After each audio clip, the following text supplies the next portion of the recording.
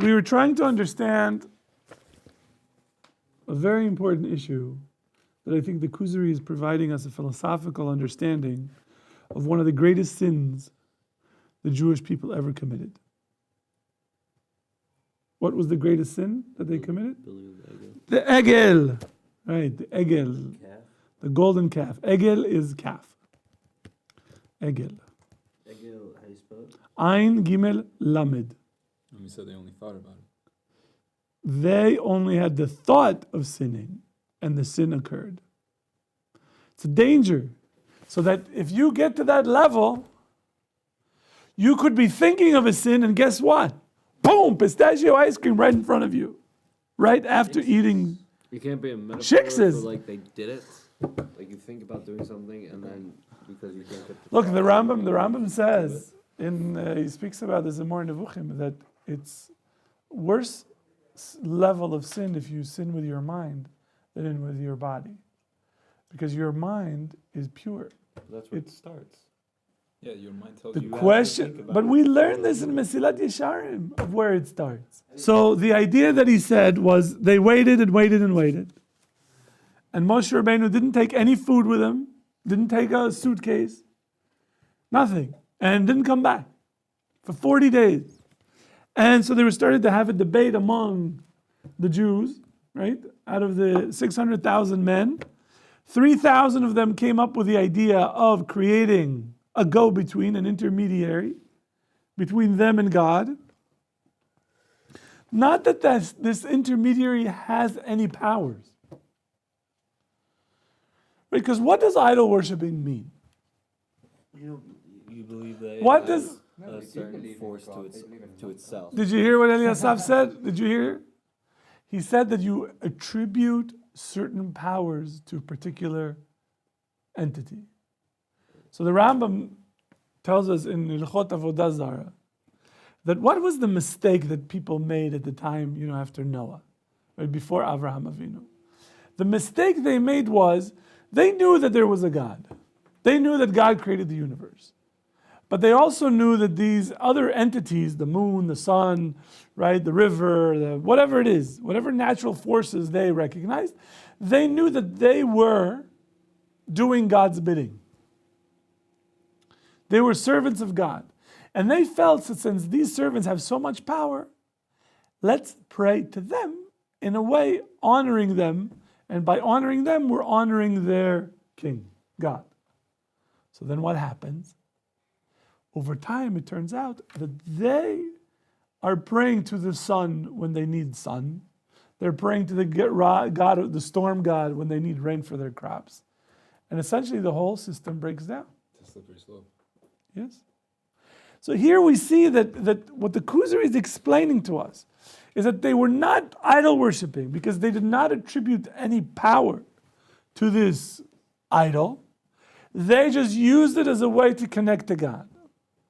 In the same way, the Chora, that the Aron was standing in between.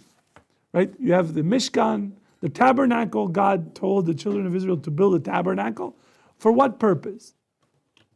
Because they needed some way of an intermediary to connect to God. They needed some physical space with certain physical aspects in order to connect to God.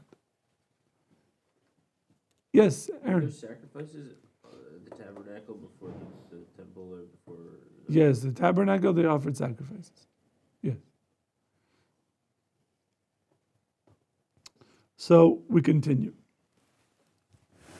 So he says they did something, their sin was in conceiving. Conceiving is here. Right? Another good word for it is to conceptualize. Right? The Hebrew word that is used is tziyur, comes from the Arabic. There's a similar Arabic word, tasawwar, which means tasawwur, right? It's not imagine, it's to conceive, to think of. In Arabic, it's not imagine. In imagination, there's a different term, right? So their sin was in thought.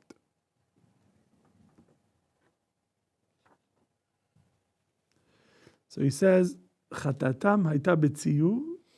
in conceptualizing that which was forbidden to them, and that they attributed the divine ability, inyan eloki, to what they created with their own hands and their own will. And what was the problem with that? God did not command it. God didn't command it. Which we could make this a much bigger topic. And I'm not going to do it too much, but I think it's worth raising the point that here we learn what the Torah does. What does the Torah allow us? What does the Torah do? What's its function? It tells us what we are allowed to do. The assumption is that everything else we're not allowed to do. If the Torah doesn't tell us we can do something, then we should assume that we couldn't. That's one way to look at it. So Machlokes Rishonim, for example, if you find an object, right? You're walking down the street and you find, I don't know, some money. If let's say we say the Torah didn't exist, we lived in a world that there was no Torah, before the Torah was given, okay? What would you do with the item? What was it? Would you take the item or leave it? If you just found something? You found something. Take it. Take it. So the Rambam says, that you have the right to take something. It's not yours. That is, the Torah wasn't matir you to take it. It didn't give you permission to take it. How do you know that this is yours? That you have an ability to take it? If the owner has lost hope, obviously. What? If the owner has lost hope. That's after the Torah. That's after the Torah. But you don't have the Torah. And you walk down the street, it's like, here's what it is. What do you do? Can you take it or not take it? The Rambam says that if you really think about it, the Torah was mechadish an ability to take something that is lost. Gives you the permission. The Rosh says just the opposite. No. The Torah tells you you can't take it under certain conditions. So it really depends on how we see the Torah. What does it do? Does it tell me not to do certain things? Or does it give me the permission to do certain things? So if you want to become a very, very famous rabbi, you could take every machloket between the Rambam and the Rosh and to see Lashita, are they going to this methodology that the Rambam says you can't do it unless you have a heter to do it? Or the Rosh would say you can do it unless the Torah tells you you can't do it. And you can just go through all of Shas and say, okay, the Rosh says this, the Rambam says this. And then when you do that, you get a very, very long beard, you get a nice hat and a frock, and you could probably have your own yeshiva. What? Challenge accepted. And go out there and conquer the world then. So here Yudah Levi at least is hinting us that the problem was that God didn't tell them they could do that. So where could you argue against me? Because I just gave you a mahalach. But there's a way to argue against my mahalach. It's very simple. You all know it. What? No. What did God command them in the second commandment? Not to. So here we could say we could learn like the Rosh. No, the reason that they did this is a problem is because God commanded them, don't do this. We don't have to say that the Torah was allowing them, and since the Torah didn't allow it's not allowed. No, here Mefurish there's a pasuk that God says, don't make idols. No graven images. So, what's the problem? So they broke this rule. They can. Don't make it. No. I said don't think about it. Oh, so you want to make that distinction? I don't know. Maybe. I don't know. Maybe I'm wrong. But the lashon of the Kuzari here is this: the sin was in thought, which led, and that they related to that which they created. She'asu beyadam, they made in their own hands. So he says they did it, they carried it out. Because it's not like they just thought about it, and when the idol came out, they go, oh, we shouldn't have thought about this idea like this, and walked away. They're like, oh, great. So he says, but really, in perspective, there was an argument between all the different people, and only 3,000 people served the idol out of 600,000. Right? And the Gdolim, the leaders of the people who helped create this, and Yehuda Halevi says that the reason he helped was to show what happens to people who break the Torah. He said, you guys want to go to that way? You want to go this far? You know what's going to happen to you. You're going to die. Shut up and make us the idol.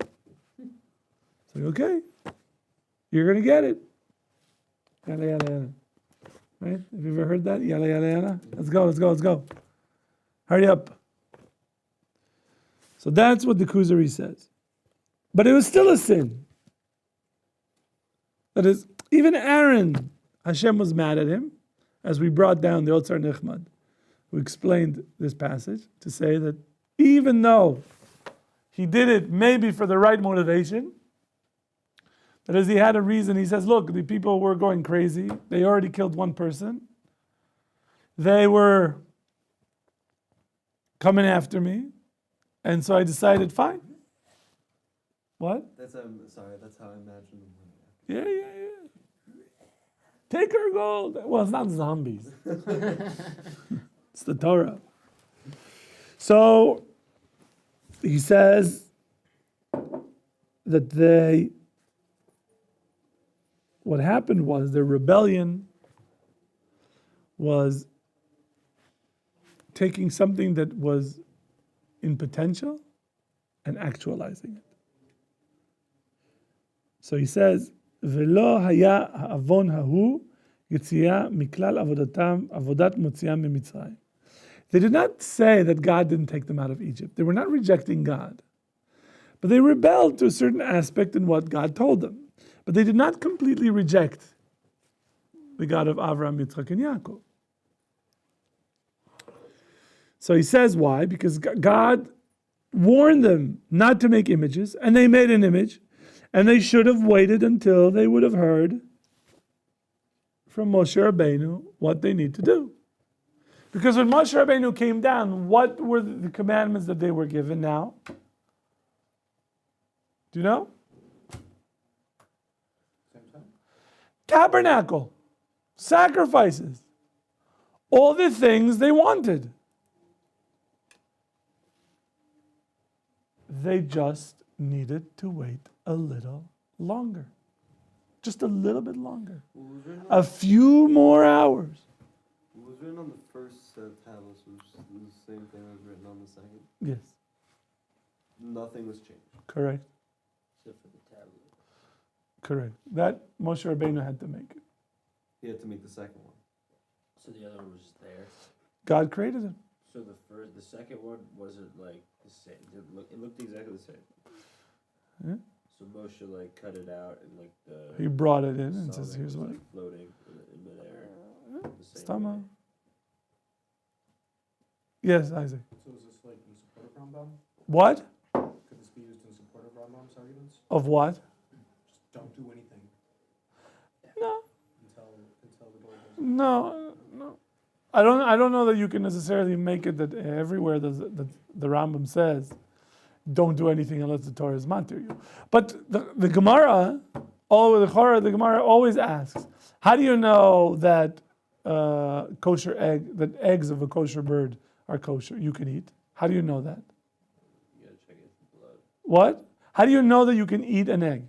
From where do you know? You know the kosher animals that the Torah tells you can eat. These animals you can eat. These animals you can't. How do you know that you can eat eggs?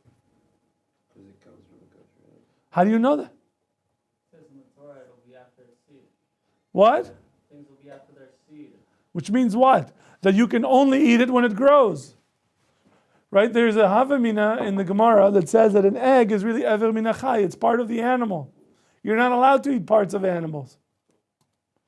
So where do you get a heter of eating an egg? No, you have to have a Torah. You have something in the Torah has to tell you. The Rambam can't tell you can eat an egg because everybody would say to him, hey, how do you know? Yeah. Like, who died and made you the arbiter of eggs? So, do you guys know what the answer is? There's a pasuk that says, that talks about Bat Ya'ana. Bat Ya'ana usually means the daughter or the offspring of ostrich.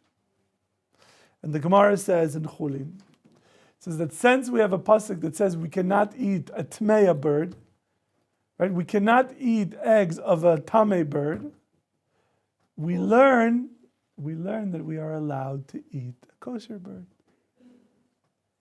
But it's not so simple. It's not so simple. And even then, there's a Tosfot has a different mahalach. There's lots of different. There's some say no, that you learn from the shiluach hakin. Right? There's a mitzvah that says that you're allowed to take the eggs on a nest and shoo the mother away. Right? So some people say that's where you learn that you're allowed to eat eggs. So then the question is, Tosfot asks, okay, so where do we know that we're not allowed to eat tameh birds' eggs? So he says because of the Bat Ya'ana pasuk that says that you can't eat tameh bird. So then the Gemara, the Tosfot there asks, okay, so fine. So how do you know you can't eat reptile eggs or a treifa egg? You know, like if you have a chicken that's treif, right? It's broken leg, right? Treif chicken. So no, and it lays an egg.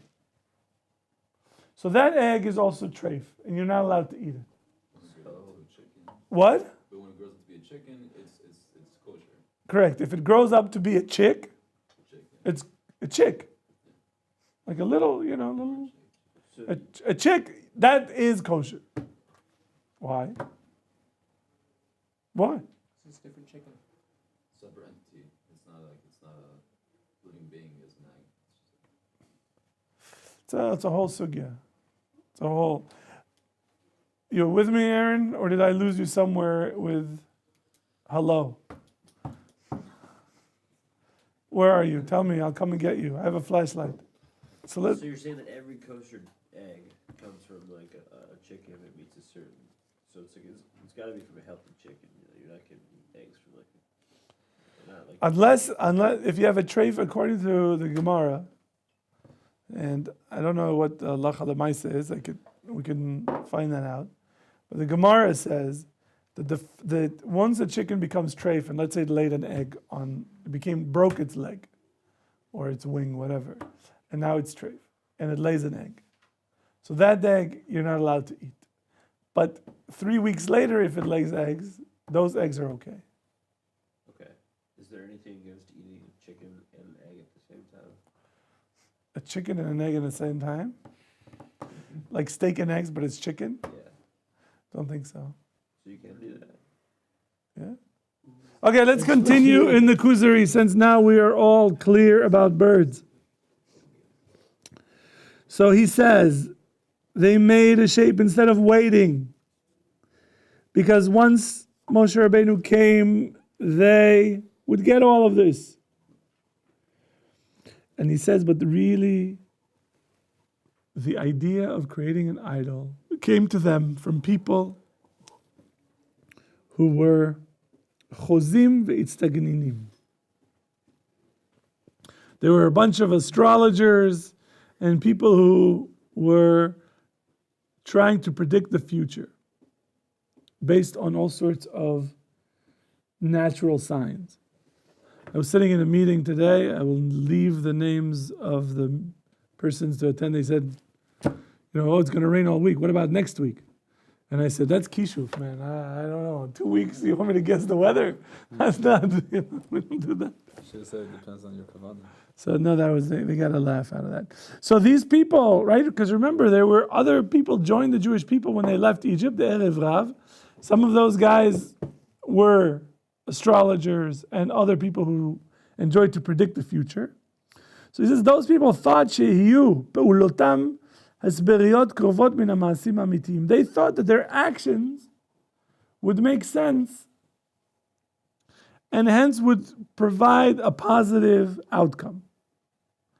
And he says, and this is similar to the idea that we spoke about before, of a fool breaking into a pharmacy and starts handing out medicines And when he hands out medicines, what does he actually do? Makes everyone sick. He kills people. Is it true that every single medicine that he dispenses cures people? Yes. Every single medicine in the pharmacy is supposed to help somebody.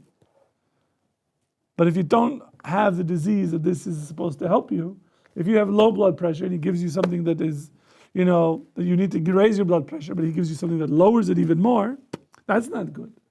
And vice versa, right? So he says, the purpose of the people was not to abandon serving God. It's very important to keep that in mind. They built the golden calf not because they wanted to break their covenant with Hashem. No. They simply thought that this would be a good way of serving Him. Now, I know if any of you were back then, you'd be screaming in the air like, what are you doing? How could this be a good idea? How is this in any way, shape, or form what we should be doing? That's what you like. What? Yeah, you would probably be, I'm in, man. I'm in. Give me some fries. I saw that man slaughter that goat and predict the weather. That's right. That's right. Look at chicken bones. So he says, therefore Aaron came to really reveal their conscience.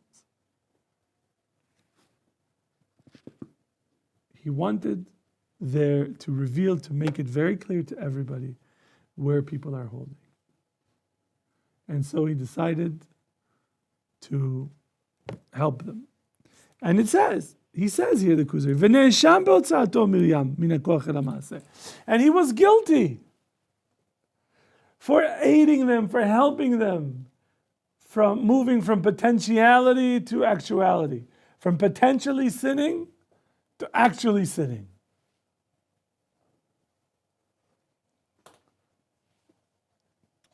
והדבר ההוא הוא גדול מאוד בעינינו. This was a big, big issue. Why? מפני שאין בזמן הזה צורות נאבדות ברוב האומות. Because today, nobody makes images. That's what the rabbi says to the king, the Kuzari. Today, it's hard for us to understand this because we don't make idols. Anybody has a good taina against him? Buddha. Or? Jesus. Yeah, Christianity. What are you talking about? They have a cross. They pray to the cross. They kneel before the cross. Certainly in medieval Christianity. It's not like Protestants. They actually had statues. They had parades of statues of Mary in the streets, that if a Jew was caught in the street at that time, his life was in danger. They still do that in places like Spain and Catholic countries, basically. Yes, yes. Yeah, Italy. But you're talking about a period where there is nothing other than Catholics or Greek Orthodox. Right. Is there a branch of Christianity that is against any physical idols or representations? Protestants don't really have the statues of Jesus. They've got three. They have a cross. Also, the three gods. And that's a different theology that we don't. When we're talking about images, not whether they have something another mahalach. Pray that the cross has power.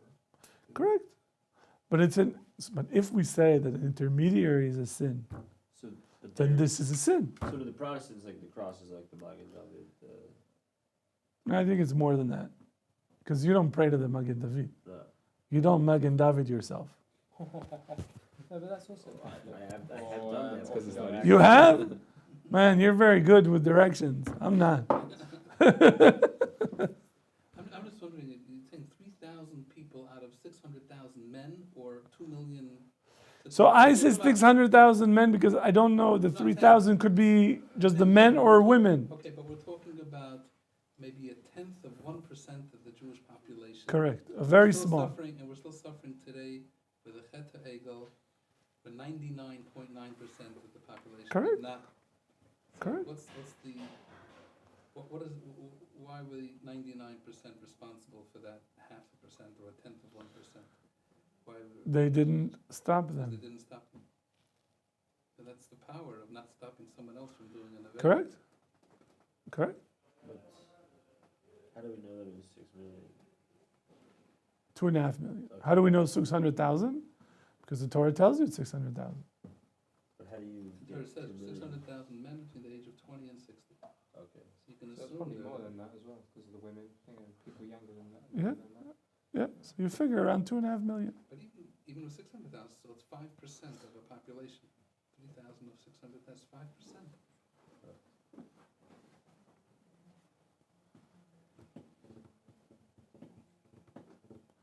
So, What if it was like 300,000 in the same regards that it was 600,000 men? So it was 300,000 men, but also the corresponding women and children.